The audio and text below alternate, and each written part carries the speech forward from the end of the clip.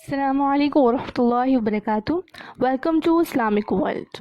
آج ہم حضرت عمر رضی اللہ عنہ کا قصہ جانیں گے۔ حضرت عمر رضی اللہ عنہ جن کے پاک نام پر آج مسلمانوں کو فخر ہے، جن کے جوش ایمانی سے آج 1300 برس بعد تک کافروں کے دل میں خوف ہے، اسلام لانے سے قبل مسلمانوں کے مقابلہ اور تکلیف پہنچانے میں بھی ممتاز تھے۔ نبی کریم صلی اللہ علیہ وسلم کے قتل کے در پہ رہتے تھے کہ ایک روز کفار نے مشورے کی کمیٹی قائم کی کہ کوئی ہے جو محمد کو قتل کر دے۔ عمر نے کہا میں کروں گا۔ لوگوں نے کہا بے شک تم ہی کر سکتے ہو۔ عمر تلوار لٹکائے ہوئے اٹھے اور چل دیے۔ اسی فکر میں جا رہے تھے کہ ایک صاحب قبیلہ زہرہ جن کا نام حضرت سعد بن ابی وقاص ہے، بعضوں نے اور نام بتائے ہیں، انہوں نے پوچھا عمر کہاں جا رہے ہو؟ کہنے لگے محمد صلی اللہ علیہ وسلم کے قتل کی فکر میں ہوں، نعوذ باللہ۔ سعد نے کہا بنو ہاشم، بنو زہرہ اور بنو عبد المناف سے کیسے مطمئن ہو گئے؟ وہ تم کو بدلے میں قتل کر دیں گے۔ اس جواب پر بگڑ گئے اور کہنے لگے معلوم ہوتا ہے تو بھی بے دین یعنی مسلمان ہو گیا ہے، لا پہلے تجھی کو نمٹا دوں۔ یہ کہہ کر تلوار سونت لی اور حضرت سعد رضی اللہ نے بھی یہ کہہ کر ہاں میں مسلمان ہو گیا ہوں تلوار سنبھال لی۔ دونوں طرف سے تلوار چلنے لگی کہ حضرت سعد نے کہا پہلے اپنے گھر کی تو خبر لے، تیری بہن اور بہنوئی دونوں مسلمان ہو چکی ہیں۔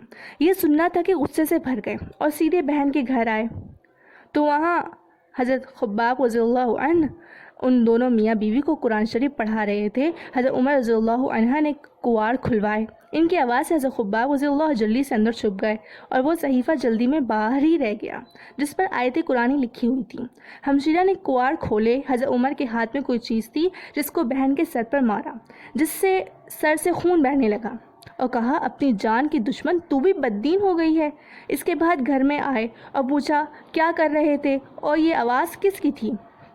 بہنوئی نے کہا بات چیت کر رہے ہیں۔ کہنے لگے کیا تم نے اپنا دین چھوڑ کر دوسرا دین اختیار کر لیا ہے؟ بہنوئی نے کہا اگر دوسرا دین حق ہو تب۔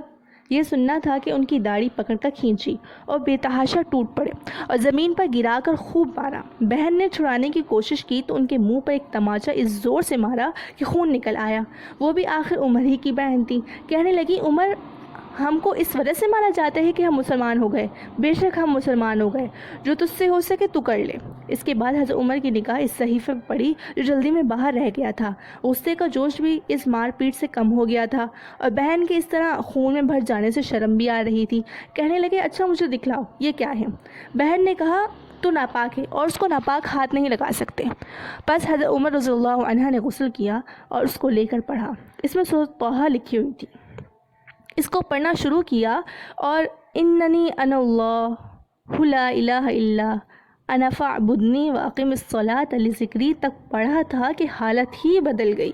کہنے لگے اچھا مجھے بھی محمد صلی اللہ علیہ وسلم کی خدمت میں لے چلو۔ یہ الفاظ سن کر خباب رضی اللہ اندر سے نکلے اور کہا اے عمر تجھے خوشخبری دیتا ہوں، کل شب میں حضور اقدس صلی اللہ علیہ وسلم نے دعا مانگی تھی کہ یا اللہ حضرت عمر رضی اللہ عنہ اور ابو جہل میں سے جو تجھے زیادہ پسند ہو اس سے اسلام کی قوت عطا فرما۔